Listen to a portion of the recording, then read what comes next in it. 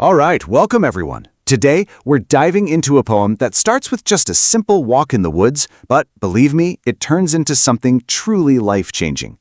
We're going to unpack Ted Hughes's My Own True Family and really get to the bottom of the powerful secret that's hiding in its lines. So, let's just start with this idea. Picture this. You're walking through a forest, right? What if those huge, silent trees you pass, what if they suddenly had a voice? And what if they had a secret just for you? Just kind of hold that thought as we get into this. Okay, so our journey begins. Let's step into the world of this poem, into this mysterious oak wood. And hey, just so we're all on the same page here, everything we're looking at comes straight from this Class X textbook. So yeah, you could say class is officially in session. And what we find inside is our subject for today, My Own True Family, written by the celebrated and, pretty intense English poet Ted Hughes. This guy was actually the poet laureate of Great Britain, so you just know we're in for something really special. So the textbook itself sets the stage perfectly. It calls the child's experience magical. And that's exactly the right word. Because as you're about to find out, this kind of magic is, well, it's both wonderful and pretty terrifying. All right, let's get into the poem itself. The story kicks off, and boom, right away we're hit with a mystery. Just listen to how this starts. Once I crept. See that word, crept? It gives you this feeling of quiet, almost sneaky movement. The child isn't just taking a stroll. They're on a mission, looking for a stag.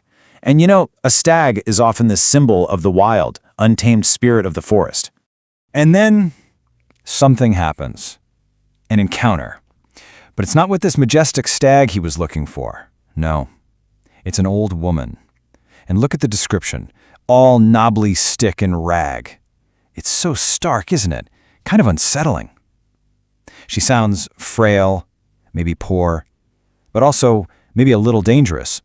And then she just drops this bombshell. She says, "I have your secret here, inside my little bag." His secret? What secret? The kid doesn't even know they have a secret. And that right there is the hook. That's what pulls us right into the heart of this poem's mystery.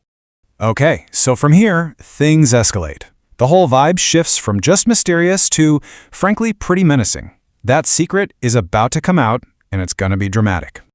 Real quick, let's just zoom in on a key word here, right from the textbook's word list, knobbly. It means unsteady, kind of gnarled and unstable, which, let me tell you, is the perfect description for the situation this child is about to find themselves in. So get this, then she began to cackle, and I began to quake. Her laugh isn't a happy one, it's a cackle. And the child's reaction? Pure fear. They start to quake. You can just feel the power shifting right in that moment. And then we get this line, which is just incredible. She opened up her little bag, and I came twice awake. Twice awake. It's such a strange, powerful phrase, right? It's obviously not just about waking up from a nap. So let's really think about that. Twice awake? What could that possibly mean? I mean, this is the kind of stuff poets do, right? They give us these lines that just make you stop and think. It's a jolt, a real shock to the system. Okay, so think of it like this. Your first awake is just, the normal everyday world. But this second awake is something way deeper. It's like a sudden, shocking realization, a new awareness of some hidden truth about the world, and more importantly, about your place in it. And in that exact moment of being twice awake, everything changes. The whole world just transforms.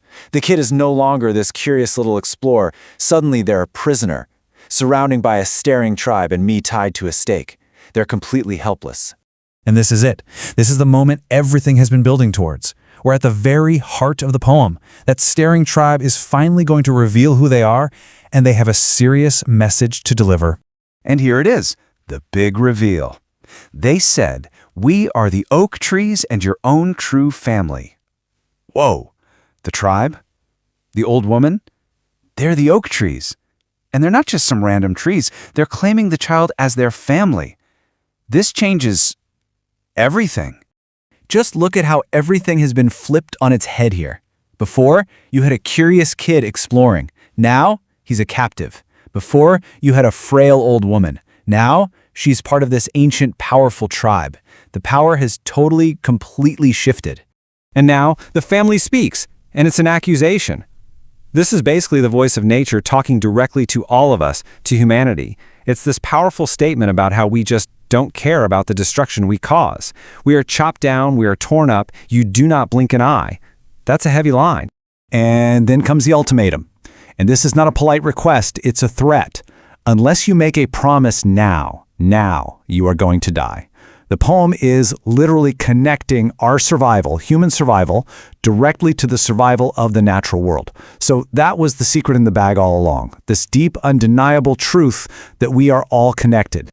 So when you get right down to it, Ted Hughes isn't just telling us some spooky campfire story. He's using this whole magical experience to shake us, to wake us up, to make us twice awake, to the fact that we're part of nature's family, and right now we're breaking some pretty fundamental rules of that relationship. In the end, the child makes a promise. And that really brings me to our final thought here. The poem might have been a dream, a vision, but the warning inside it, that's very real. So I'll just leave you with this question to think about. The poem hinges on a promise. What promise does our world, our own true family, need us to make today?